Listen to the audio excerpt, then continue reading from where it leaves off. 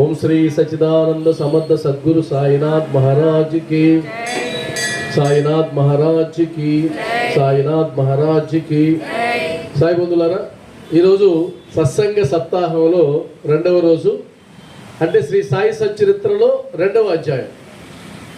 ఈ రోజు నుంచి 7 రోజుల పాటు, నిన్నటి నుంచి 7 రోజుల పాటు 7 అధ్యాయాలు అనుకున్నాం. ఇది 2వ రోజు, 2వ అధ్యాయం. నిన్న వచ్చిన వాళ్ళకి ఆ మొదటి అధ్యాయం యొక్క ప్రాముఖ్యత తెలుసుంటుంది. ఈరోజు 2వ అధ్యాయంలో, ఈ 2వ అధ్యాయం కానీ లేదా 1 నుంచి 51 అధ్యాయాలు కానీ, ఈ అధ్యాయాలన్నీ చెప్పేది ఏంటంటే 2 రకాలు ఉంటాయి అనుభవాలు. ఉదాహరణకి మనం అనుభవం అంటుంటాం. ఆ అనుభవం 2 రకాలుగా ఉంటుంది. అది ప్రత్యక్ష అనుభవం, పరోక్ష అనుభవం. ప్రత్యక్ష అనుభవం అంటే నాకై నేను పొందేటువంటి అనుభవం, నాకు స్వతహాగా వచ్చేటువంటి ఎక్స్పీరియన్స్ అనుభవం. పరోక్ష అనుభవం అంటే ఎవరికో వచ్చినటువంటిది వాళ్ళు చెబితే ఓహో అలాగే వచ్చిందా అని నేను వినడం. ఇది పరోక్ష అనుభూతి, అనుభవం కూడా. కాబట్టి సాయి సచరిత్రలో ఉన్నవన్నీ ఇప్పుడు మనకు పరోక్ష అనుభవాలు. అప్పుడు భక్తులు పొందారు, బాబాని కళ్ళారా చూశారు, బాబా మాటలు చెవులారా విన్నారు, బాబాని స్పర్శించగలిగారు, పాదాలు తాకగలిగారు, ఆయన ఇచ్చిన తీర్థాన్ని, పాదతీర్థాన్ని తీసుకోగలిగినారు, ఆయనతో పాటు నడవగలిగారు, ఆయన పీల్చి వదిలినటువంటి గాలిని పీల్చగలిగినారు, ఆయన దగ్గర మార్గనిర్దేశకత్వం పొందగలిగినారు, ఆయన మహిమల్ని, లీలల్ని కళ్ళారా చూడగలిగినారు ఆ భక్తులు. కాబట్టి ఆ భక్తులు పొందినటువంటిది ఏంటి అంటే కనుక ప్రత్యక్ష అనుభవం, కళ్ళారా చూశారు. ఇప్పుడు మనం చదివితే అది పరోక్ష అనుభవం. ఆ భక్తురాలికి ఇలా కలిగేదంట. బైజాబాయి గంప మీద నెత్తిని గంప పెట్టుకొని ఆ రొట్టె కూర తీసుకొని బాబా కోసం వెళ్ళిందట. బాబాని కూర్చోబెట్టి కొసరి వడ్డించిందట. లక్ష్మి ఆకలిగా ఉందంటే ఆమె పరిగెత్తుకుని పోయి రొట్టె తెచ్చిందట.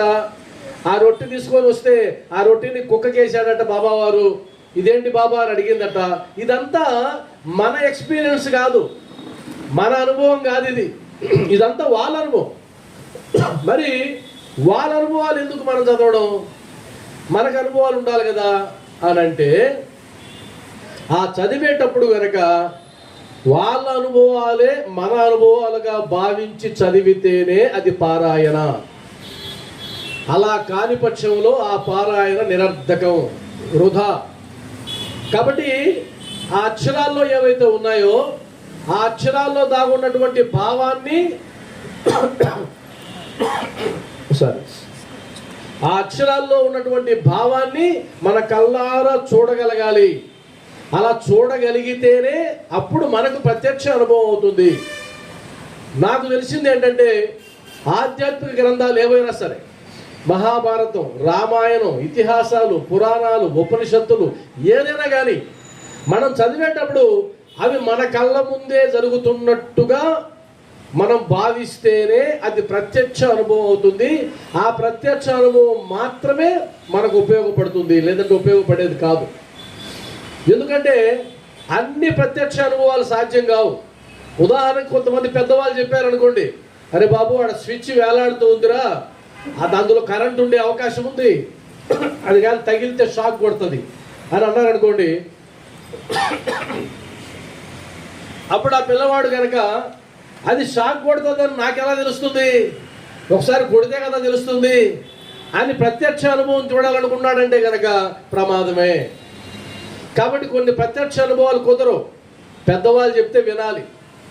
ఆ పెద్దవాళ్ళు చెప్తే వినే తరం పోయింది. కాబట్టి ఇప్పుడు అన్ని సమస్యలు ఎత్తుకుంటూ ఉంటారు.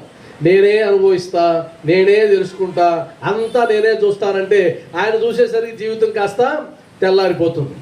అప్పుడు పెద్దవాళ్ళు నెత్తినోరు కొట్టుకొని, అరే నాయనా చెబితే విన్నావా అంటే అర్థం ఏంటంటే, నాకు అనుభవం నేర్పింది జీవితం, నేను చెప్పాను నీకు వినరా అని నువ్వు వినలేదు అంటే అర్థం ఏంటి? నా ప్రత్యక్ష అనుభవాన్ని నువ్వు తీసుకోలా, నువ్వు చదువుకోరా, బాగుపడతావు అన్నాడు తండ్రి. లేకపోతే నాలాగా కష్టాలు పడతావు అన్నాడు తండ్రి. ఎందుకు అలా అన్నాడు? ఆయన ప్రత్యక్ష అనుభవం అది. చదవనందువల్ల కష్టాలు పడుతున్నాడు, ఇప్పుడు ఇబ్బందులు పడుతున్నాడు కాబట్టి చెప్పాడు. కానీ వాడేమంటాడు? మాకు తెలుసులేవయ్యా, నువ్వు చెప్పేది ఏంటి నాకు అని వాడు మాట్లాడతాడు. కాబట్టి ఎప్పుడైనా సరే సచ్చరిత్రలో ఏదైతే చెప్పబడిందో అది ప్రత్యక్షంగా మన కళ్ళ ముందు జరుగుతున్నట్టే చూడాలి. అలా చూస్తే కనుక సచ్చరిత్ర చదువుతుంటే మనకి ఎక్కడ లేని మమేకం అయిపోతాం. అష్టసాత్విక భావనలు మనకు కలుగుతాయి. అష్టసాత్విక భావనలు అంటే అది చదువుతూ ఉంటే కళ్ళెమ్మడ నీళ్లు గారడం, రోమాలు నిక్కపొడుచుకోవడం, గొంతు గద్గదం అయిపోవడం, అనుకోకుండా ఏడుపు రావడం, పడి దొర్లాడాలనిపించడం. అయ్యా బాబా, నేను లేకపోతేనే నీ సమక్షంలో, నీ సన్నిధిలో నేను లేకపోతేనే, నేను చూడలేకపోతేనే, నీ మాట వినలేకపోతేనే అని ఏడవడం. ఇవన్నీ బాబా వారిని ప్రత్యక్షంగా అనుభూతి చెందిన వాళ్ళకి మాత్రమే కలుగుతాయి, ఇంకొకరికి కలిగే అవకాశం లేదు. ఉదాహరణ, షిరిడీకి వెళ్ళారనుకోండి. షిరిడీకి వెళ్ళినప్పుడు మీరు గమనించండి, బాబా వారి దర్శనం చేసుకుంటూ ఉంటే అక్కడి నుంచి తోసేస్తూ ఉంటారు కొంతమంది.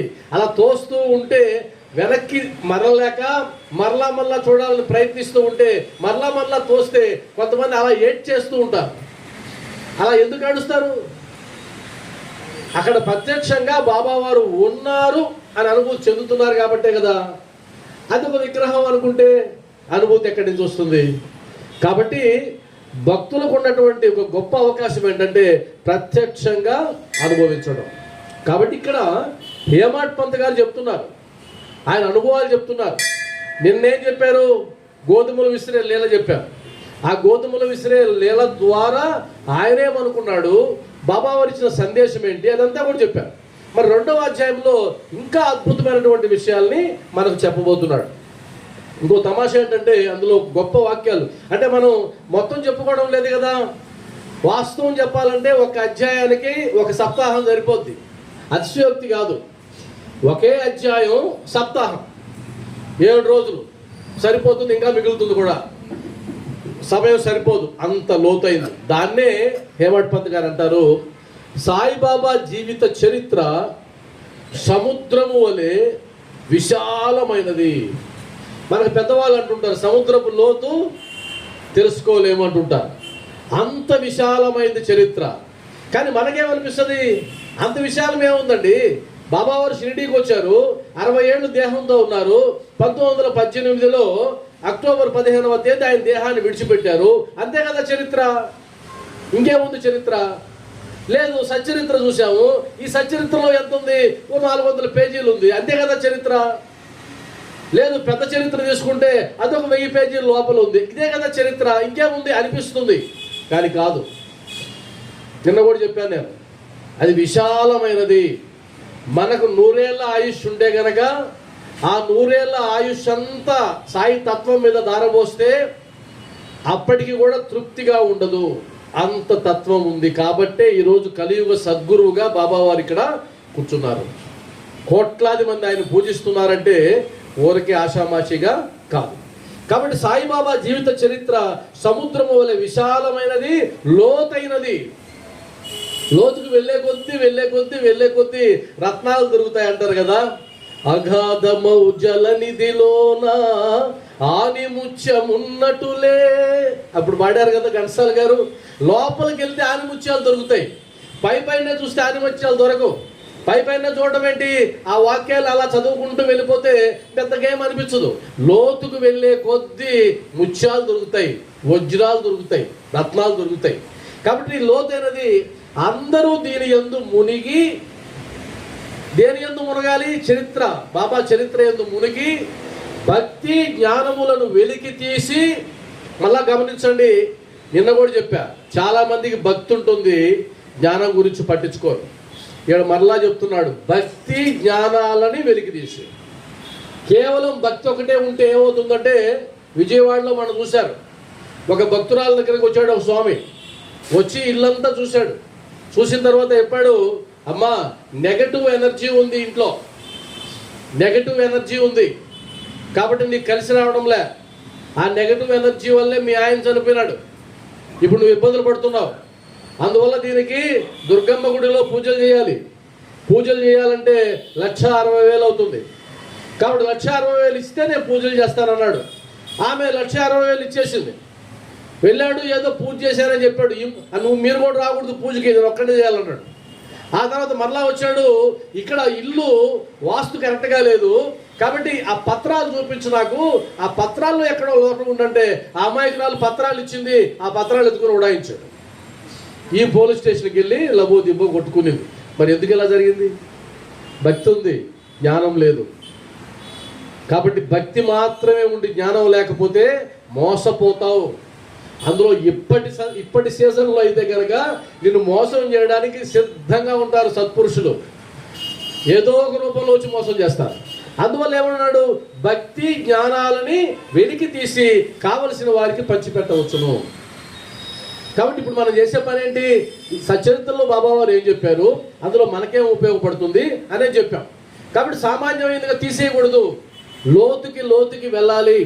ఆ తర్వాత ఎందుకు చదవాలి సచ్చరిత్ర అంటే కనుక, ఎందుకు చదవాలి, ఏమవసరం అని అంటే నిన్నతో పాటు ఇంకొకటి చెప్తున్నాడు అద్భుతమైనటువంటి మాట. అదేంటంటే మనోవికలత చెందిన వారికి. మనోవికలత, చూడడానికి బాగుంటాం, మనసులో అనేక సమస్యలు ఉంటాయి.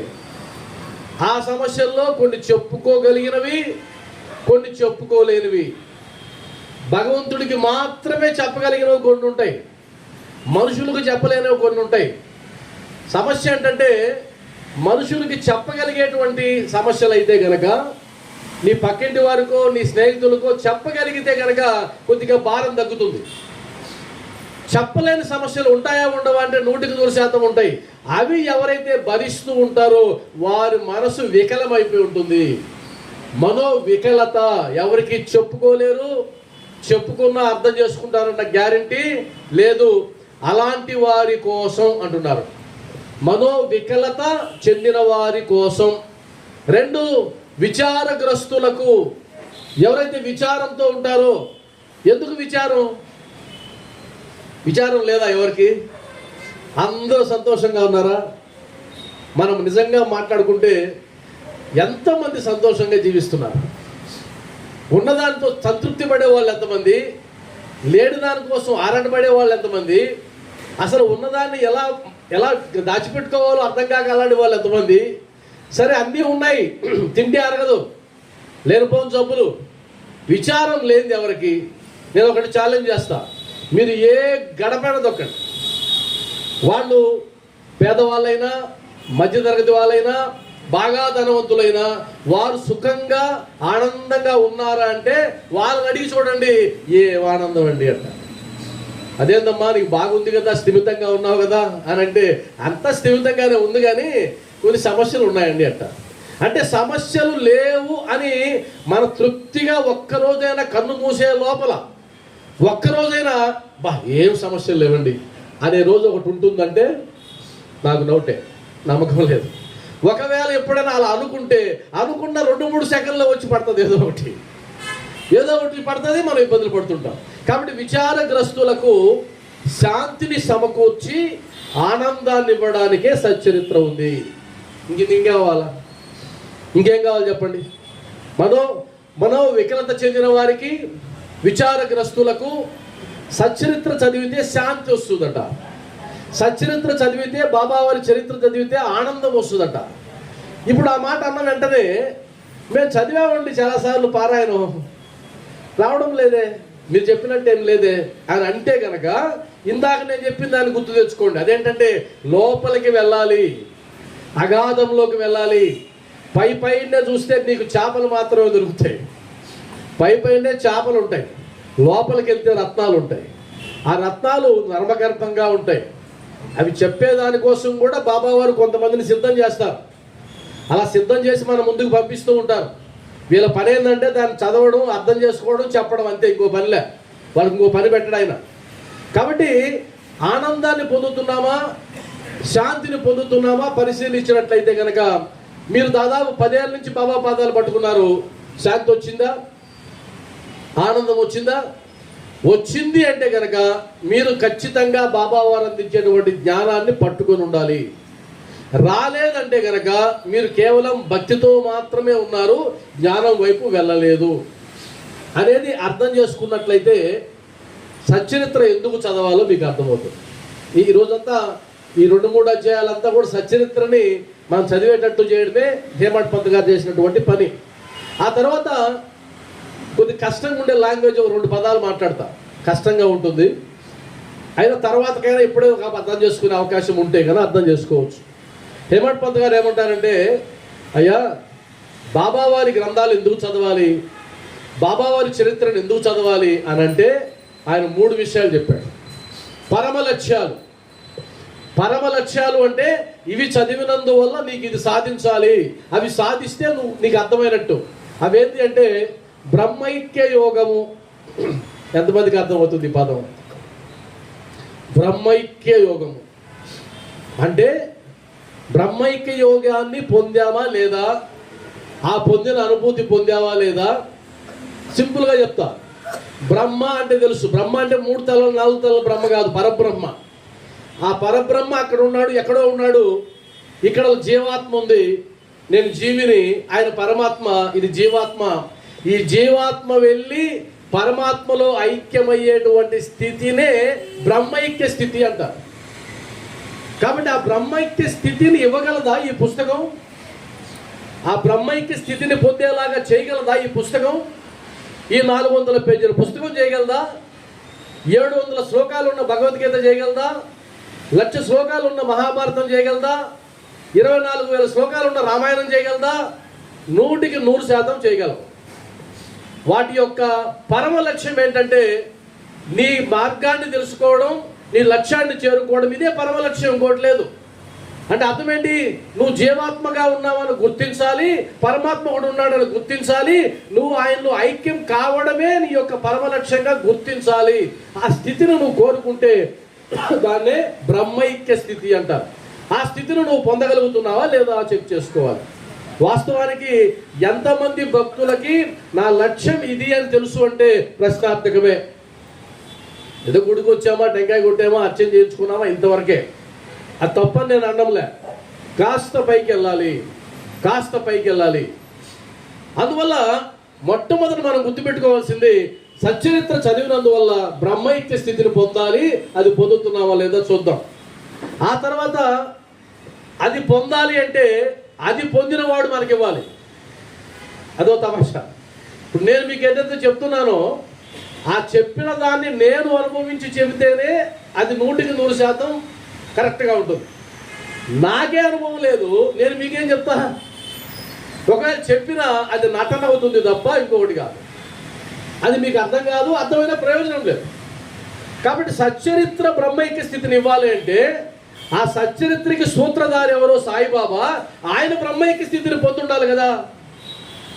ఆయన పొందుంటే కదా మనకిస్తాడు. ఆయనే పొందకపోతే మనకేమిస్తాడు? ఇప్పుడు మనం ఏం ప్రశ్నించాలి? బాబా నువ్వు సాధారణమైన ఫకీరువా, సాధారణమైన సద్గురువా, లేదు నాకు పరమ లక్ష్యమైనటువంటి బ్రహ్మైక్య స్థితిని ఇవ్వగల సమర్థుడివా తెలుసుకోవాలి. ఇప్పుడు నేను తెలుసుకున్నట్లయితే, అప్పుడు నిజమని తేలినట్లయితే, అప్పుడు సరిగ్గా నేను సరైన సద్గురువునే పట్టుకున్నానన్నటువంటి జ్ఞానం నాకు వస్తుంది. దీంట్లో భగవద్గీతలో శ్రీకృష్ణ భగవానుడు ఒక అద్భుతమైన శ్లోకం చెప్పాడు. బ్రహ్మభూత ప్రసన్నాత్మా నశోచతి నకామతి సమః సర్వేషు భూతేషు మద్భక్తిం లభతే పరాం. ఇది భగవద్గీత శ్లోకం. మళ్ళా చెప్తా. బ్రహ్మభూత ప్రసన్నాత్మా నశోచతి నకామతి సమః సర్వేషు భూతేషు మద్భక్తిం లభతే పరాం. అంటే బ్రహ్మైక్య స్థితిని పొందిన వారు ఎలా ఉంటారో చెప్తున్నాడు శ్రీకృష్ణ భగవానుడు. ఎలా ఉంటాడంటే బ్రహ్మతో ఏకమైనటువంటి వ్యక్తి ప్రశాంతమైన మనసుతో ఉంటాడు. ఒక క్వాలిటీ. ఇప్పుడు మనం చెక్ చేసుకోవచ్చు మనకు ఆ స్థితి వచ్చిందా లేదా. సునామీ వస్తుందండి, ఏదో కోడూరు దగ్గర ఉందంట అంటే ఇంకెంత సమయం పడుతుందండి అని, 10 నిమిషాలు ఉంటుందండి అంటే పర్వాలేదు 10 నిమిషాలు ఉంది కదా అనగలిగితే. ఒక ఆయన చెన్నైలో దిగాలి ఏరోప్లేన్, మంచి నిద్రలో ఉన్నాడు. అప్పుడు అనౌన్స్మెంట్ ఇచ్చాడు పైలట్, క్రాష్ అయ్యే అవకాశం ఉంది, అలర్ట్గా ఉండండి అని. ఆ పక్క సీట్లో ఉన్న ఆయన నిద్రపోతున్నాడు ఈయన అని చెప్పి లేపాడు. అయ్యయ్యా అనౌన్స్మెంట్ విన్నారా, ప్రమాదం ఉందంట అంటే విన్నాను అన్నాడు. విన్నావా? వింటే నిద్రపోతున్నావు. అందరూ గొగ్గోలు పెట్టి అరుస్తున్నారు, ఈయన ప్రశాంతంగా ఉన్నాడు. అప్పుడు ఆయన లేపి, అయ్యా పొరపాటు అంటే, సరే ఏం చేద్దామన్నా. ఏం చేసేదేంటి, ఏదో ఒకటి చేయి. నువ్వేం చేస్తావు, నేనేం చేస్తాను. కూలే ఫ్లైట్ నువ్వు ఆపుతావు, నేను ఆపుతానా? అది కూలడానికి ఏంటో 10 నిమిషాలు ఉంది కదా, హాయిగా పడుకోనివా అన్నా. 10 నిమిషాలు ఉంది కదా, పడుకొని హాయిగా. ఇది ప్రశాంతత. బాబా నువ్వు ఎన్ని కష్టాలు ఇస్తావో ఇవ్వు, ఎన్ని సమస్యలు ఇస్తావో ఇవ్వు, భారం నీదైనప్పుడు నాకేంటయా. రైల్లో కూర్చొని రైలుని మన నెత్తిన బరువు పెట్టుకున్నట్టు ఉంటుంది తమాషా. మనల్ని మోసేది రైలు అయితే నువ్వు నెత్తిన పెట్టుకోవడం ఎందుకు? బోటెక్కి ఆడ పాడేస్తే ఉంటుంది, ఎందుకంటే నిన్నే అది మోస్తుంది కదా, అంతే కదా. కాబట్టి నీ భారం నా మీద పడే నేను మోస్తానని బాబా వారు అంటే ఇంకేం చింత, ప్రశాంతంగా ఉండడమే. మనం ఉండగలుగుతున్నామా? ఉండలేం. కానీ బాబావారు ఉన్నాడు. బాబావారి సచ్చరిత్ర చూసినా, ఆయన జీవన విధానాన్ని మనం గమనించినా, ఆయన ఎప్పుడు ఆత్మస్థితిలో ఉండేవాడు అని రాశారు. ఆత్మస్థితిలో ఉండేవాడు. కాబట్టి అలాంటి వాడు. 2, అతడికి శోకము ఉండదు, కోరికలు ఉండవు, కష్టాలు ఉండవు, కోరికలు ఉండవు. సరే బాబావారి కోరికలు ఉన్నాయా? ఏమన్నా ఉన్నాయా? 5 ఏళ్ళకి వెళ్ళి బెడ్షెత్తి జోల్లో వేసుకొని కొలంబాలో వేసి కాకులు పిల్లులు అన్నీ తింటూ ఉంటే దాంతోపాటు తిన్నాడు. ఆయనకేం కోరిక? కోట్లాది రూపాయలు ఇవ్వగలిగినటువంటి భక్తులు ఉంటే 40 దుప్పట్లు భరిచి దాని మీద పడుకున్నాడు. ఆయనకేం కోరిక? ఆయన మసీదును బాగు చేయడానికే భయపడిపోయి, ఆయన లేనప్పుడు కదా రంగులు వేశారు, ఆయన లేనప్పుడు కదా మరమ్మతులు చేశారు. చినిగిపోయిన బట్టలు ఆయనకేం కర్మ? అప్పుడే రాశారు 75,000 మంది వచ్చారు ఉత్సవాలకని షిరిడికి. 75,000 మంది 100 ఏళ్ల ముందు. తమాషానా అది? మరి 75,000 మంది భక్తులు వచ్చి 100-200 ప్రసాదాలు అక్కడ పెట్టుంటే ఈయన ఆ రోజు ఏమన్నా బిచ్చక మానేశాడా? బిచ్చకెళ్ళడం మానేడా? చివరి రోజులు తప్ప ఆయన జీవితకాలం బిచ్చకెళ్ళాడు. మరి ఆయన కోరిక ఉందా? మరి కోరికలు లేవు. శోకం ఉందా? ఆయన శోకించింది ఒక్కదాని కోసమే, తన భక్తుల కోసం మాత్రమే. తాత్యాసాహెబ్ మూల్కర్ చనిపోయినప్పుడు ఏడ్చాడు, నోరు లవలవ కొట్టుకొని ఏడ్చాడు. ఎందుకంటే భక్తుడి కోసం. మేఘశ్యాముడు చనిపోయినప్పుడు ఏడ్చాడు, కన్నీళ్ళు పెట్టుకున్నాడు బాబా. అది ఆయన కోసం కాదు, భక్తుల కోసం ఏడ్చాడు. ఆయన కోసం ఎప్పుడు ఏడవలేదు. కాబట్టి ఆయన శోకము లేదు, కోరికలు లేవు. ఇంకొక విషయం ఏంటంటే, అన్ని జీవులను సమానంగా చూసేవాడు, బ్రహ్మైక్య స్థితిని పొందినవాడు.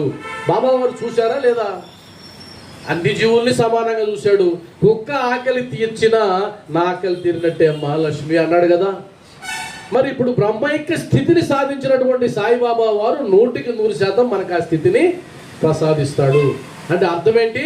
మనం సరైనటువంటి మార్గంలోనే ఉన్నాం, ఇబ్బంది పడాల్సిన అవసరమే లేదు. ఒకవేళ మన లక్ష్యం గనక పరమాత్మలో లీనం కావడమే అయి ఉంటే గనక, ఆ పరబ్రహ్మలో ఐక్యం కావడమే నీ లక్ష్యం అయి ఉంటే గనక, అందుకనే ఆధ్యాత్మిక చింతన చేస్తుంటే గనక, అందుకనే భక్తితో ఉంటే గనక మనం పరమ సమర్థుడైనటువంటి సద్గురువునే పట్టుకున్నాం.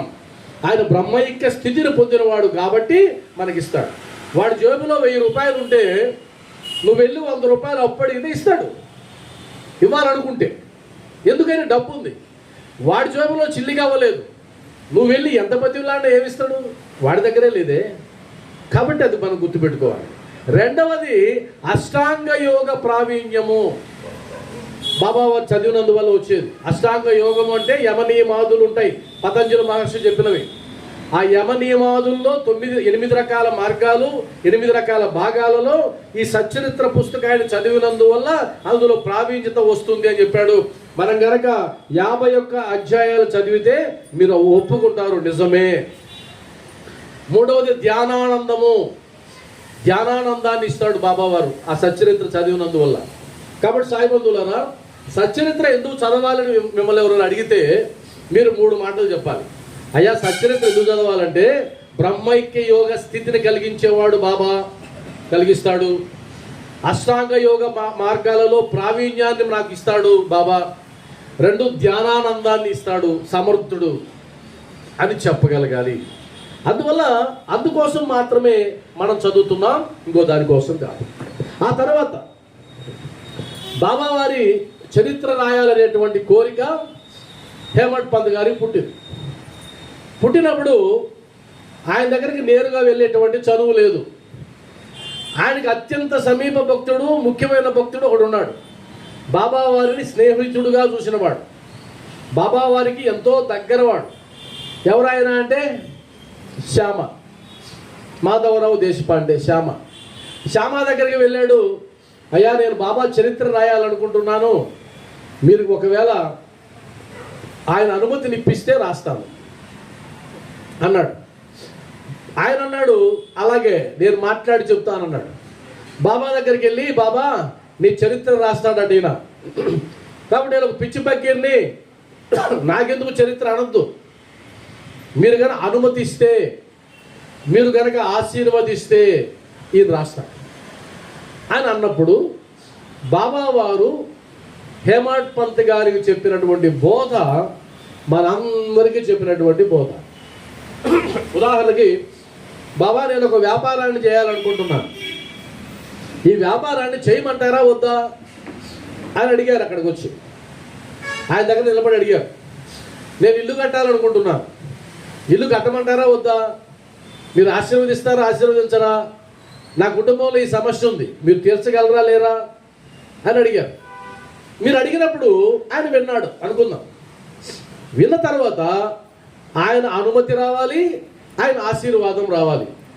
వస్తే మీ సంకల్పం నెరవేరుతుంది, రాకపోతే అది మధ్యలోనే ఆగిపోతుంది. ఇది కదా మరి. సంకల్పం వచ్చిందా లేదా ఎలా తెలుసుకుంటాం?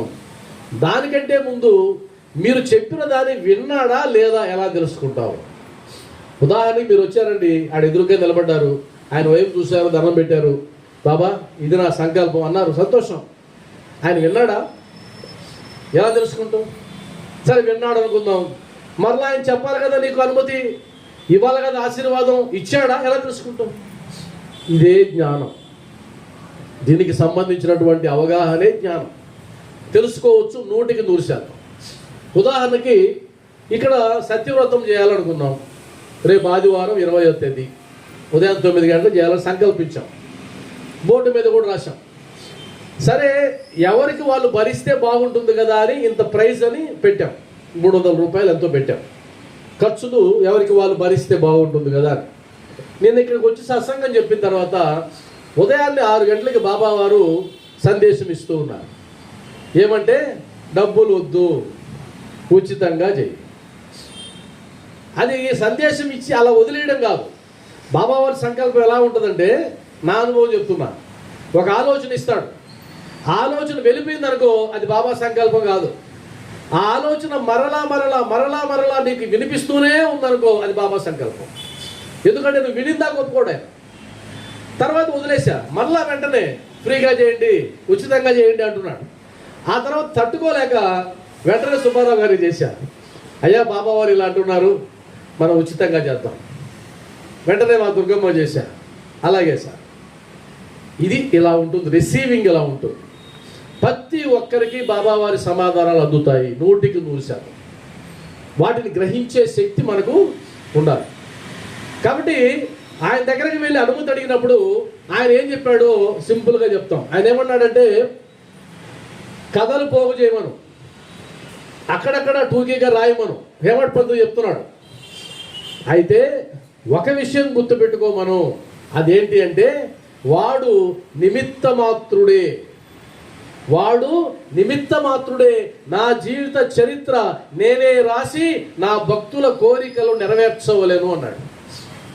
ఈ ఒక్క పదం ఎంత గొప్ప పదం అంటే, నిమిత్త మాత్రం. మీరు ఈ పదాన్ని నమ్మితే ఇంకా బాబా మీకు అర్థమైపోయినట్టే. నిమిత్త మాత్రం అంటే ఏంటి? ఉదాహరణకి నేను మాట్లాడుతూ ఉన్నా, నిమిత్త మాత్రంగా.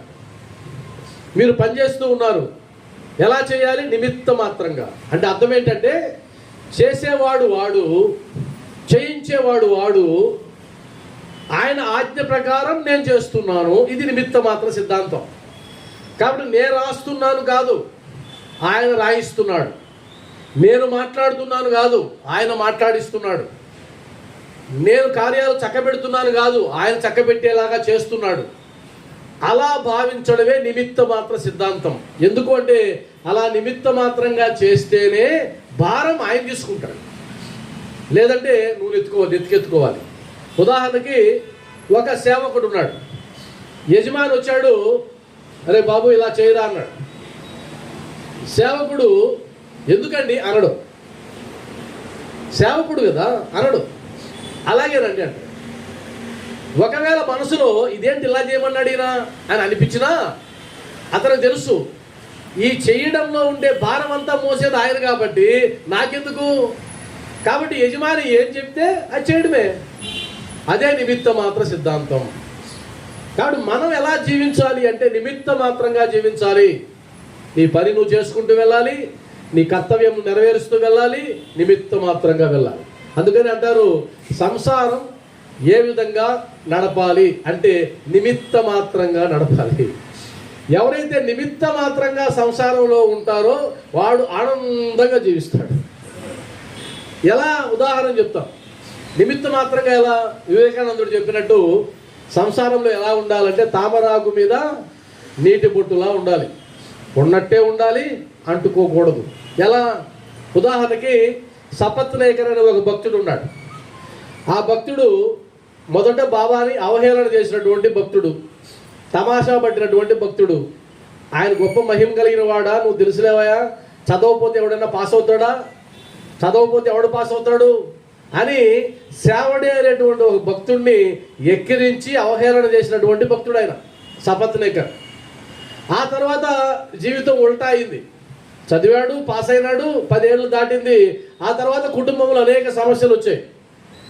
ఆ సమస్యలన్నీ వచ్చిన తర్వాత అన్ని క్షేత్రాలు తిరిగి చివరికి బాబా దగ్గరికి వెళ్ళాడు. బాబా దగ్గరికి వెళ్ళిన తర్వాత ఓరు నేర్చుకుంటా ఉన్నాడు. నా భార్య పోయింది, నా బిడ్డలు పోతున్నారు, నాకు కలిసి రాలేదు, నాకు ఏడుపు అంతా. బాబా వారు తరిమి కొట్టారు.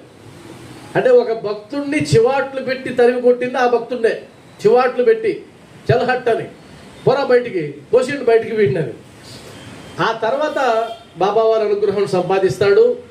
సంపాదించిన తర్వాత మరలా సంసారం చక్కబడుతుంది, మరలా పిల్లలు వస్తారు, పిల్లలు పుడతారు, సంతానం కలుగుతుంది. అంతకుముందు ఒక బిడ్డ చనిపోయినందుకే ఏడ్చి గగ్గోలు పెట్టి విరక్తి చెంది ఈ బతుకు నాకు అనవసరం, నేను చచ్చిపోవడం మేలు అనుకున్నటువంటి ఆ భక్తుడు ఆ తర్వాత తన బిడ్డల్లో ఒకడు చనిపోతే ఆ మిగిలిన బిడ్డలందరినీ తీసుకొని వచ్చి బాబా పటం ముందు నిలబెట్టి, బాబా నీకు కావలసి వస్తే వీళ్ళందరినీ కూడా తీసుకో, నాకేం సంబంధం, వీళ్ళు నా బిడ్డలా, నీ బిడ్డలు, నీ బిడ్డలు నువ్వు తీసుకుంటావు, నాకెందుకు బాధ. అంతే. నష్టాలు వచ్చాయి, ఐశ్వర్యం పోయింది, ఐశ్వర్యం నాదే, నువ్వు ఇచ్చిందే తీసుకో. దేహం అంతా చిల్లుబడింది, అనారోగ్యం పాలైంది, ఈ దేహం ఇచ్చింది నాదా, ఇది నా సొంతమా, ఇచ్చింది నువ్వే. చిల్లులు పెడతావో, రంధ్రాలు చేస్తావో, రోగాలు పాలు చేస్తావో, రొస్తులు పాలు చేస్తావో చేసుకో. ఇది నిమిత్త మాత్ర సిద్ధాంతం. అయితే నిమిత్త మాత్ర సిద్ధాంతం నమ్మి కేవలం మనం పనులు చేసుకుంటూ ప్రయత్నం చేయకూడదు అనగా మన ప్రయత్నం మనం చేయాల్సిందే, మన కర్తవ్యాన్ని మనం నెరవేర్చాల్సిందే. కానీ ఆయన లెక్కల ఏ విధంగా అయితే ఒక నటుడు డైరెక్టర్ ప్రకారం నటిస్తూ పోతాడో అంతే, ఇంకోటి లేదు. నిన్న కూడా అది చెప్పుకున్నాం మనం. ఆ విధంగా నిమిత్త మాత్రంగా ఉండు, నా చరిత్ర నేనే రాసుకుంటా. కాబట్టి ఒక కార్యక్రమం అనుకుందాం. మన ప్రయత్నం ఏంటి? బ్యానర్లు కట్టడం, కరపత్రాలు వేయడం, కనిపించిన వాళ్ళు చెప్పడం, ఇంతే. వస్తారు రారు, వస్తారు రారు, వస్తారు రారు అంటే నువ్వు సిద్ధాంతాన్ని నమ్మడంలే. 7 గంటలైంది, అప్పుడు 2-3 ఉన్నారు ఇక్కడ, నేను కూర్చున్నా, ప్రారంభించా. అంటే ఎందుకు ప్రారంభించా? నిమిత్త మాత్ర సిద్ధాంతం. నాకేం పని, ఎవరు వస్తారు, ఎవరు కూర్చుంటారు, చేసుకుంటూ వెళ్ళడమే నా పని. కూర్చున్న వాళ్ళు ఎటు వచ్చి కూర్చుంటారు. ఇలా జీవించడం నేర్చుకుంటే ప్రశాంతంగా ఉంటారు. చదువు 10 నెలలు చదివాడు విద్యార్థి, కష్టపడి చదివాడు, పరీక్ష హాల్లో కూర్చున్నాడు. ఏ ప్రశ్నలు వస్తాయో వాడికి ఏమైనా సంబంధమా? సంబంధంలే. నీ ప్రయత్నం చదవడం. ఏదొస్తాయో నీకు సంబంధం లే, వచ్చిందని రాయడమే నీ పని, అంతే కదా. కాబట్టి కష్టపడ్డావు, ఫలితం వస్తుంది, రాలేదు నీ ఇష్టం, నాకేం సంబంధం. మనం గనక ఆ విధంగా జీవించడం మొదలు పెడితే మనకి ఇప్పుడు ఉండేటువంటి సగం సమస్యలన్నీ పోతాయి, సగం సమస్యలు పోతాయి, నేను గ్యారంటీ ఇస్తాను. మనం ఏం చేస్తామంటే మొత్తం నెత్తికెత్తుకుంటాం, మొత్తం భారాన్ని వస్తాం. అలా అనుకున్నాను అది కాలేదు, ఇలా అనుకున్నాను ఇది కాలేదు, మన వల్ల అవుతుందా? అసలు వాస్తవంగా ఏ ఒక్క జీవైనా పేదరికంతో జీవించాలని కోరుకుంటారా? చెప్పండి. కావాలంటే మీరు ఇంకొక గంట 2 గంటలు దాటిన తర్వాత నెల్లూరు పట్టణంలోకి వెళ్ళండి, ఆత్మకూరు బస్ స్టాండ్, రైల్వే స్టేషన్కి వెళ్ళండి. అక్కడ కప్పుకోవడానికి బట్టలు లేని వాళ్ళు, మట్టి అంతా ఉంటే ఆ మట్టిలో పొరలాడే వాళ్ళు, ఒళ్ళంతా దోమలు కుట్టేస్తే ఆ దోమలు కుడుతున్నా కూడా ఆనందంగా పడుకోగలిగిన వాళ్ళు, ఆకలికి అల్లాడేవాళ్ళు, చెత్త కుప్పల కాడ ఏరుకొని తినేవాళ్ళు మనం చూడలేదా? మరి వాళ్ళు కోరుకుంటారా అలాంటి జీవితాన్ని? ఎవరైనా కోరుకుంటారా?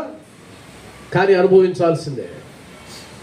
భగవంతుడి రచన అలానే ఉంటుంది. కాబట్టి ఈ జన్మలో నీకేది దక్కాలో అది దక్కి తీరుతుంది. బాబావారు చెప్పిన సందేశం, నీకు దక్కాల్సింది నీకు దక్కుతుంది, దాన్ని ఆపే శక్తి ఎవడికి లేదు. నీకు దక్కదు అని రాసింది నువ్వు ఎంత ప్రయత్నం చేసినా దక్కదు, దాన్ని శాసించే శక్తి ఎవరికి లేదు. ఇది నమ్మండి. ఎలా ఉంటుందో?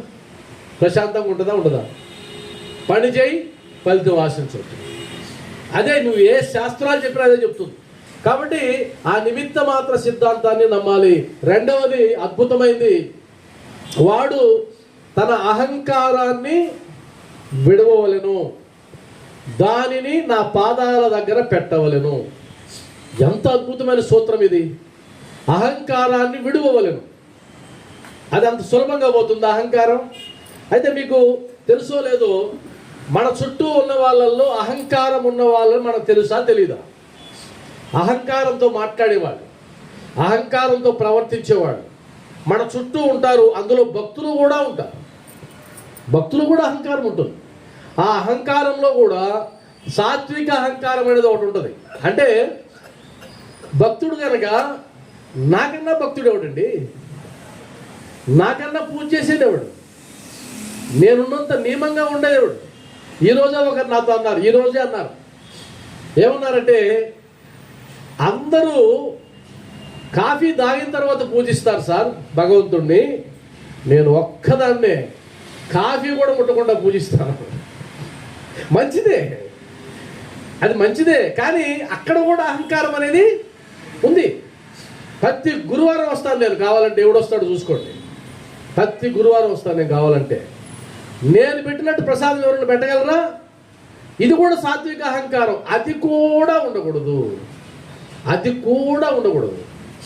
కాబట్టి అహంకారాన్ని ఆయన పాదాలకి ముడిపెట్టేయాలి. అహంకారం ఎక్కడి నుంచి వస్తుంది? నేను అన్న భావనలో నుంచి. నేను నేను నేను 150 సార్లు అంటాం.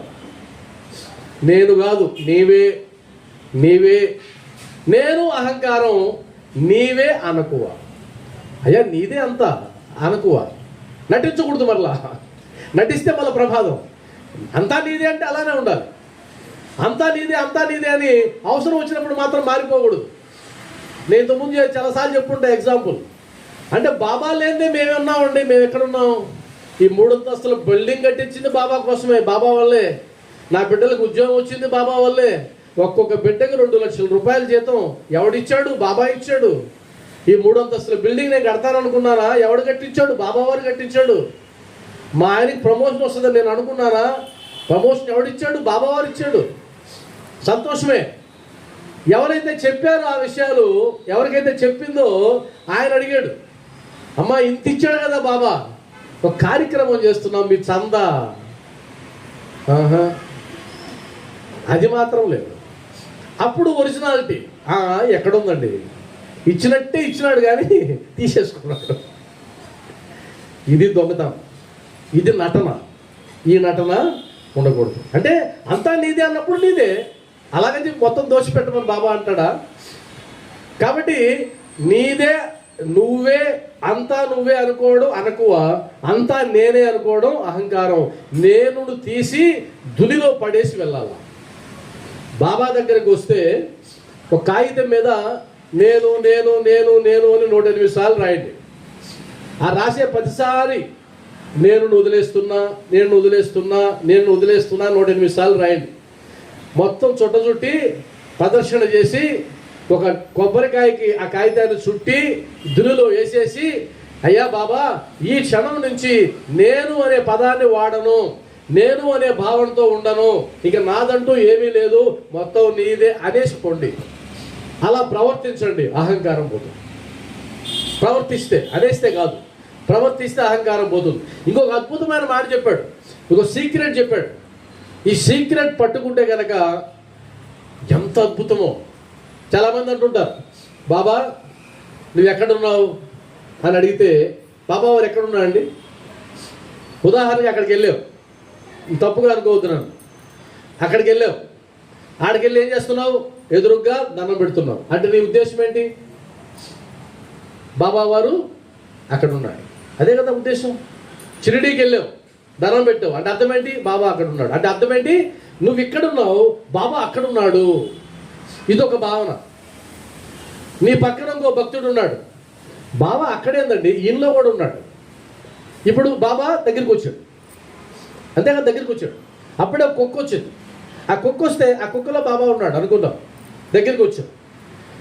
సెల్లో ఉన్నాడు బాబా, నా పక్క వ్యక్తిలో ఉన్నాడు, పక్క జీవిలో ఉన్నాడు.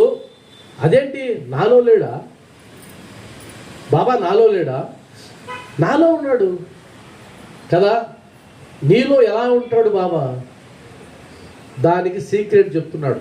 ఎంత అద్భుతమైన సీక్రెట్ అంటే, ఒకవేళ మీరు కనుక బాబాని నీ హృదయంలోకి తీసుకోవాలనుకుంటే, నీ హృదయంలోకి ఆయన రావాలని నువ్వు కోరుకుంటే, ఎందుకంటే బాబా దూరంగా ఉంటే నువ్వు అన్నీ అడగాలి, ఆయన ప్రతిదీ అడగాలి. బాబా ఇది చెయ్యి, బాబా ఇది చెయ్యి, ఈ కోరిక తీర్చనాలి.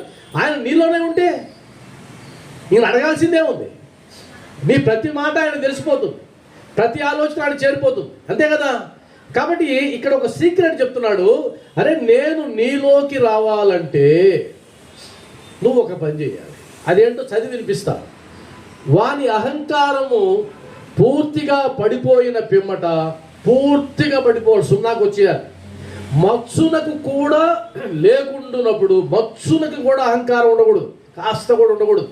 లేకుండునప్పుడు నేను వాని మనస్సులో ప్రవేశించి నా చరిత్ర నేనే రాసుకుంటా. అప్పుడు ఆయన రాసే ప్రతి మాట బాబా రాసినట్టు అయిపోద్ది. ఇంకా ఆయన రాసినట్టు కాదు. ఎందుకని? బాబా ఆయనలోకి వెళ్ళిపోయాడు. మీకు అర్థమైంది కదా, ఆయనలోకి వెళ్ళిపోయాడు.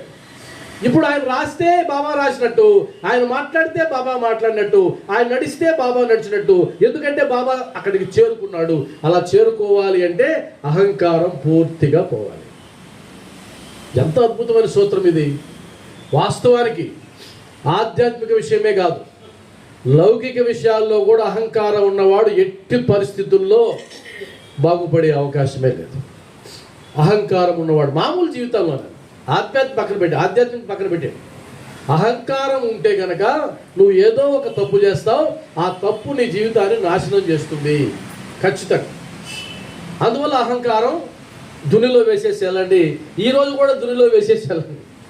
ఊరికి అలా చుట్టూ తిరిగైనా సరే, ఈ రోజు వరకు నేను వేసి వెళ్తున్నాను బాబా, రేపు వచ్చి ఇంకా దీక్షగా చెప్తానండి. ఒక సాధన చేస్తే చాలు, జీవితకాలం నేను అన్న భావాన్ని తీసి పక్కన పెట్టేస్తే బాబా వారు లోపలికి వచ్చేస్తారు. కొంతమంది చూడండి, వాళ్ళు మాట్లాడితే అలా అయిపోతుంది, వాళ్ళ నోట్లోంచి ఏదైనా ఒక పలుకు వస్తే జరిగిపోతుంది. ఎలా సాధ్యం? అలాంటి వాళ్ళు చూసామా లేదా మనం? చాలామంది ఉన్నారు. వాళ్ళు అంటే అంతే, ఇంకా జరిగిపోతుంది. అది ఎలా సాధ్యం అంటే, బాబా వాళ్ళ హృదయంలోకి వెళ్ళిపోయాడు. ఎలా వెళ్ళిపోయాడంటే, నిరంతరం ఆయన నామస్మరణలో, నిరంతరం ఆయన ధ్యాసలో, నిరంతరం నాదంటూ ఏమీ లేదు, ఆయనదే ఆయనదే ఆయనదే అనుకుంటూ వెళ్తే ఆయన లోపలికి వచ్చేస్తాడు. అప్పుడు నువ్వు ఏది మాట్లాడినా పవిత్రమైపోతుంది. నువ్వు అనుకుంటే, సంకల్పం చేస్తే జరిగిపోతుంది అంతే. అలాంటి సంకల్పాలు చేసి జరిపే వాళ్ళు ఎంతోమంది ఉన్నారు, మనకు తెలిసే చాలామంది ఉన్నారు. కాబట్టి అది సూత్రం. ఆ తర్వాత ఇప్పుడు అర్థమైంది ఎడ వరకు ఇప్పుడు చెప్పింది ఏంటంటే అహంకారాన్ని విడిచిపెట్టాలి. ఇంకొక అద్భుతమైన లీల, ఆ లీలలో బాబావారు అనేక లీలలు చేస్తుంటాడు. కొన్ని లీలలు నాకు మొదట్లో నేను ప్రారంభించినప్పుడు 2 పదాలు వాడా, ప్రత్యక్ష అనుభవం, పరోక్ష అనుభవం వాడాను కదా. ఎందుకు వాడాను ఇప్పుడు చెప్తా. హేమట్ పంత్ గారు బాబా దర్శనానికి వెళ్ళేటప్పుడు మొట్టమొదట రైలు స్టేషన్కి వెళ్ళి రైల్లో ఎక్కాడు. ఆయన దాదర్ అనే స్టేషన్కి వెళ్ళాలి. దాదర్ స్టేషన్కి వెళ్ళడానికి ఇంకో స్టేషన్లో ఎక్కాడు. అది దాదర్ స్టేషన్లో ఆగదు. షిరిడీకి పోవాలంటే మన్మాడ్లో ఆగదు. మన్మాడు పోతుంటాం కదా మన షిరిడీలో. ఆ తర్వాత ఒక ముస్లిం ఫకీరు వేషంలో ఒక ఆయన వచ్చి, అయ్యా మీరు దాదర్లో దిగొద్దు, దానికి కాస్త ముందెళ్తే బోరిబందర్ స్టేషన్ వస్తుంది, ఆ బోరిబందర్ స్టేషన్లో ఆగండి, అక్కడ దిగండి అన్నాడు. అప్పుడు ఆయన అనుకున్నాడు, ఎవరైనా ఈయనకేం తెలుసు షిరిడీకి పోతున్నానని, ఇది ఒక మహిమ కదా అని, ఆ మహిమ జరిగినందువల్లే నేను షిరిడీకి వెళ్ళానని చెప్పాడు. మీరు ఇది నమ్మకం కలగకపోతే, నా జీవితంలో నా ప్రత్యక్ష అనుభవంలో నేను ఒకసారి అయ్యప్ప మాల వేసుకొని మద్రాసు రైల్వే స్టేషన్కి వెళ్ళా, ఒక్కడే సింగిల్గా. అక్కడ టైం చూసుకున్నా 2:30కి ట్రైను ఎక్కి కూర్చున్నా. నా బోగిలో ఎక్కి కూర్చున్నా. బోగి నెంబర్ చూసా, లోపలికి వెళ్ళి కూర్చున్నా. ఇంకా స్టార్ట్ అవుద్ది ట్రైన్. ఒక పెద్ద ఆయన వచ్చాడు. వచ్చి మీ ట్రైన్ ఇదేనా అన్నాడు. అవునన్నా. కాదు అన్నాడు. అవునన్నా. చూసుకో అని వెళ్ళిపోయాడు. నాకు డౌట్ వచ్చింది, ఈయనెవడు, నేను ఆయన తెలీదు అని అనుకొని మరలా దిగి మళ్ళా బోగి నెంబర్ చూసా, అదే నెంబరు, అరే ఇదే నెంబరే అని మళ్ళా లోపలికి వచ్చి కూర్చున్నా. అయినా డౌట్ వచ్చింది. డౌట్ వచ్చి అప్పుడు ప్యాసింజర్ లిస్ట్ వేసేవాళ్ళు, అతికిచ్చేవాళ్ళు పేపర్ మీద. డౌట్ వచ్చి నేను దిగి, మన పేరు చూస్తే సరిపోతుంది కదా, 7వ నెంబరు కృష్ణయ్య అని ఉంటుంది అని దిగి చూస్తే 7వ నెంబర్లో కృష్ణయ్య పేరు లేదు. పరిగెత్తుకొని టీసీ దగ్గరికి వెళ్ళాను. సార్ నాది ఇది బోగి నెంబర్ ఉంది, పేరు లేదంటే నీ ట్రైన్ నెంబర్ ఎంత అన్నాడు. అప్పుడు టికెట్ చూపించే ట్రైన్ నెంబర్ ఇది కాదు, ఆ పక్క ప్లాట్ఫామ్లో ఉంది పోన్నాడు. మరి ఎవరైనా ఎలా సాధ్యం అది? అప్పటికి నేను బాబా భక్తుడిని కూడా కాదు. అంటే అర్థం ఏంటంటే, మనకు బాబా పరిచయం కాకముందే ఆయన మనల్ని వెంటాడుతూ వస్తున్నాడు అన్నదానికి అదొక ఉదాహరణ. అలాంటి తర్వాత అర్థమైంది, ఓహో ఫలానా విషయంలో బాబావారు. కాబట్టి మీరు కూడా మీకు వచ్చినటువంటి అనుభవాలు చూస్తే, సచ్చరిత్రలో ఉన్న అనుభవాలు మీ జీవితంలో జరుగుతూ ఉంటాయి. మీరు గమనించండి, సచ్చరిత్రలో ఏ భక్తులు జరిగిన అనుభవాలు మీకు కూడా జరుగుతూ ఉంటాయి ఖచ్చితంగా, అది మీరు గమనిస్తే. కాబట్టి సాయి బంధువులారా, మీ అనుభవాలని తక్కువ తీసేవద్దు, వాటిని గుర్తుపెట్టుకోండి, అనలైజ్ చేయండి, అనలైజ్ చేసి వెళ్ళండి. ఆ అనలైజ్ చేయడం ద్వారా అనేకమైనటువంటి మిరాకిల్స్ మీరు చూస్తారు అని అంటూ, ఇంకా చివరిలో మీరు మొట్టమొదట బాబా వారిని చూసిన సందర్భం మీకు గుర్తుంటే ఒకసారి గుర్తు తెచ్చుకోండి. మొట్టమొదట మీ జీవితంలో బాబా యొక్క రూపాన్ని మొట్టమొదట చూసిన ఆ క్షణం మీకు గుర్తుందా?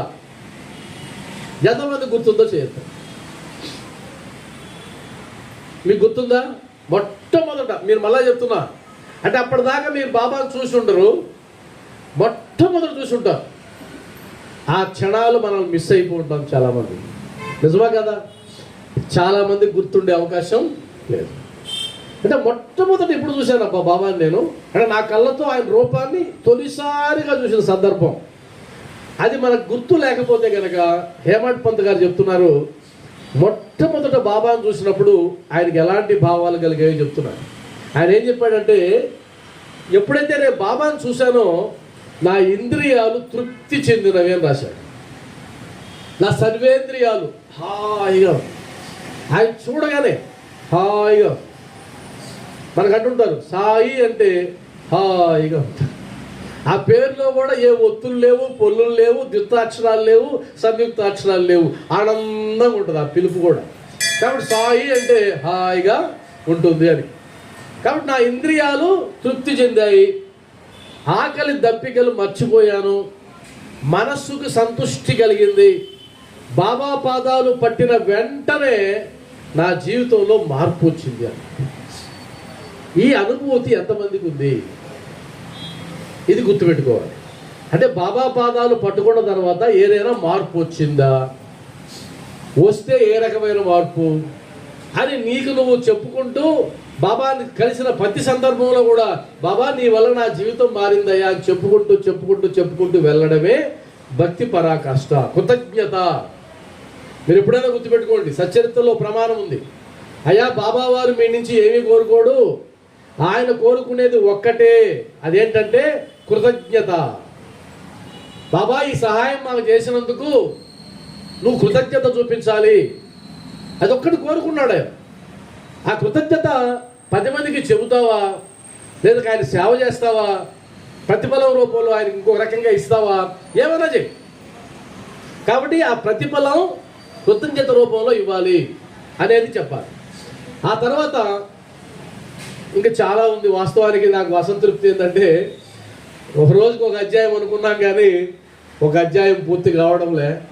ఎందుకంటే ఈ అధ్యాయం, నిన్న అధ్యాయం అసంపూర్తిగా ముగిసింది, ఈరోజు అసంపూర్తిగా. గంట అయింది, ఇప్పటికి గంట అయినా కూడా ఇంకా సగం ఉన్నట్టుంది. 10 నిమిషాల్లో ముగిస్తా. బాబా వారిని దర్శించినందువల్ల ఇంకా చాలా ఉన్నాయి. వాటిల్లో ఒకటి, మన ఆలోచనలు మారిపోతాయి, చెక్ చేసుకోండి మారాయా లేదో. 2, వెనుకటి కర్మల బలము తగ్గిపోతుంది. నీ జీవితంలో ఏదైనా పెద్ద ప్రమాదం జరగాలని రాసి ఉంటే గనక, బాబా పాదాలు పట్టుకుంటే గనక ఆ ప్రమాద తీవ్రత తగ్గిపోతుంది. అది నీకు తెలియకపోవచ్చు. బాబాని పాదాలు పట్టుకున్నందువల్ల ఈ మేలు జరిగిందని నీకు కూడా తెలియకపోవచ్చు. కానీ ఆ ప్రభావం అలా ఉంటుంది. సద్గురువు యొక్క పాదాలు ఎందుకు పట్టుకోవాలి అంటే, నీ కర్మ ఫలితంలో గనక చెడు ఉంటే ఆ చెడు యొక్క తీవ్రతను తగ్గించడమే ఆయన యొక్క ప్రధానమైన పని.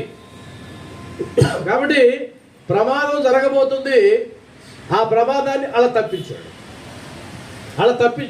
మీకు కావాలంటే ప్రత్యక్ష ప్రమాణం నేనే, మీకు ప్రత్యక్ష ప్రమాణం నేనున్నా మీ ముందు.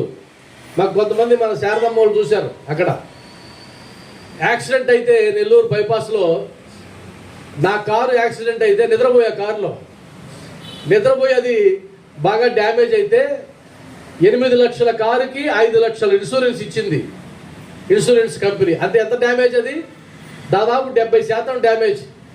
అంత డ్యామేజ్ అయిన కారులో నుంచి, ముందు భాగం అంతా లేచిపోయిన కారులో నుంచి వెంట్రుక వాసి గీసుకోకుండా నేను బయటకు వచ్చాను. ఎవరి వల్ల? బాబా వల్ల కాదా? నాకు తెలియకపోవచ్చు, కానీ ఆ ఫలితం నేను పొందానా లేదా? నాలాగా ఎంతమంది పొందుంటారు ఇక్కడ? కాబట్టి బాబాను ఎందుకు పూజించాలి, ఎందుకు సేవించాలి అంటే కదా, వెనకటి కర్మల యొక్క, అంటే గత జన్మల్లో చేసుకున్నటువంటి పాపరాశి ఉంటే గనక ఆ పాపరాశిని దగ్ధం చేసేటువంటి ఒకే ఒక అర్హత కలిగినటువంటి వాడు సద్గురువు. ఆ సద్గురువే షిరిడి సాయినాథుడు కలియుగంలో, ఇంకొక మాటే లేదు. కాబట్టి అదొక గొప్ప విషయం జరుగుతుంది మీకు. అదేవిధంగా చివరికి వచ్చేసరికి ఒకటి రావాలి, అది ఇంత రాదు మనకు. ఎప్పటికి వస్తుందో చూద్దాం. చివరికి రావాల్సింది ప్రపంచమందు విరక్తి పుట్టాలి. మనకు అనురక్తి పుడుతుంది. ఇంకా కావాలి, ఇంకా కావాలి, ఇంకా కావాలి. కానీ అది కాదు. చివరికి ఏదో ఒక దశకి వెళ్ళిన తర్వాత విరక్తి కలగాలి. విరక్తి కలిగి, అయ్యా ఇప్పటి వరకు చేసింది చాలు, ఇంకొద్దు. కాబట్టి ఇక నేను ఒక్కొక్క దాని నుంచి విడిపోయి నీలో ఐక్యం కావడమే నా పరమ లక్ష్యం అని చెప్పే స్థితికి నేను తీసుకెళ్తాడు చివరికి.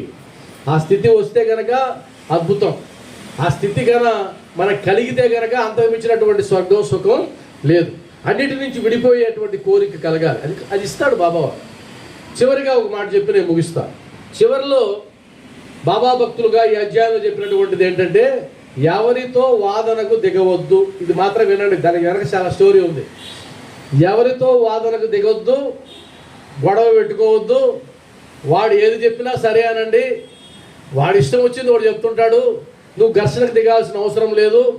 నువ్వు ఓడిపోతానని తెలిసి, అయ్యో నేను వాడకూడదు కాబట్టి అదే నేనే గొప్ప అని నీకు నువ్వు నిర్ధారించుకోవడానికి అహంకారాన్ని ముందు పెట్టద్దు, వాదించవద్దు. అదొకటి చెప్పాడు. చివరిలో ఒక మాట, ఈ అధ్యాయం ముగింపులో బాబావారి పాదాలు పట్టుకున్నందువల్ల నేను తరిస్తానా అని నీకు డౌట్ ఉంటే, అంటే ఈ మధ్య చాలామంది బాబావారు ముస్లిం అండి, ఆయన దగ్గరికి వెళ్ళకండి అది ఇది అంటుంటారు కదా యూట్యూబ్లో వాటిల్లో. మరి బాబావారు ఏమైనా ప్రమాణం ఇచ్చాడా దీనికి అని అంటే, ఈ అధ్యాయంలో 2వ అధ్యాయంలో ప్రమాణం ఉంది. ఎవరో అక్కడికి వచ్చి ఆయన ఒక మాట అంటాడు. ఆయన ఏమంటాడంటే, ఎవరో షిరిడీ నుంచి వెళ్ళవచ్చునా అంటాడు. ఊరికైనా ముక్తసరిగా షిరిడీ నుంచి వెళ్ళవచ్చునా అంటే, ఆ పక్కన ఉన్న ఆయన అంటాడు ఎక్కడికి అంటాడు. షిరిడీ నుంచి వెళ్ళవచ్చునా ఆయన ఎవరో అంటే, ఆ పక్కన ఉన్న ఆయన అంటాడు ఎక్కడికి. అప్పుడు బాబా అంటాడు చాలా పైకి వెళ్ళవచ్చునా, షిరిడీ నుంచి వెళ్ళవచ్చు. ఎక్కడికి? పైకి, చాలా పైకి. పైకి అంటే అర్థం ఏంటి? ఉన్నతమైన స్థితికి. ఆ ఉన్నతమైన స్థితి ఏంటి? ఈ అధ్యాయంలో చెప్పాను మీకు ఇందాకే స్టార్టింగ్లో, బ్రహ్మైక్య స్థితి. బ్రహ్మైక్య స్థితి అని చెప్పారు కదా ప్రారంభంలో, అది పైకి. బ్రహ్మైక్య స్థితిని పొందడానికి నేను జీవాత్మగా వచ్చాను, పరమాత్మలో ఐక్యం కావడానికి షిరిడీ నుంచి వెళ్ళవచ్చునా అని అంటే వెళ్ళవచ్చు. అప్పుడు మార్గం ఏంటి అని అడిగాడు కాకాసాహెబ్ దీక్షిత్ అనే భక్తుడు. మార్గం ఏంటి, ఎలా వెళ్ళవచ్చు అంటే, అప్పుడు బాబావారు అన్న మాట గుర్తుపెట్టుకోవాలి. ఆయన ఏమన్నాడంటే, అక్కడికి వెళ్ళుటకు అనేక మార్గములు గలవు, షిరిడీ నుంచి కూడా ఒక మార్గము గలదు. ఆ మార్గము ప్రయాసకరమైనది. ఆ మార్గంలో వెళ్ళాలంటే పులులు ఉంటాయి, తోడేళ్ళు ఉంటాయి అని అంటాడు. అంటే అర్థం ఏంటి? ఆ బ్రహ్మైక్య స్థితిని నువ్వు పొందాలి అంటే బాబావారు చూపించగలరా, బాబావారు మార్గనిర్దేశం చేయగలరా అంటే చేయగలను అన్నాడు ఆయన. షిరిడీ నుంచి ఉంది మార్గం అంటే అర్థం ఏంటి?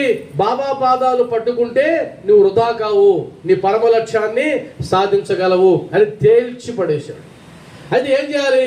మార్గదర్శకుడిని పట్టుకోవాలి. ఎవరు మన మార్గదర్శి? సాయిబాబా, షిరిడీ సాయినాథుడు.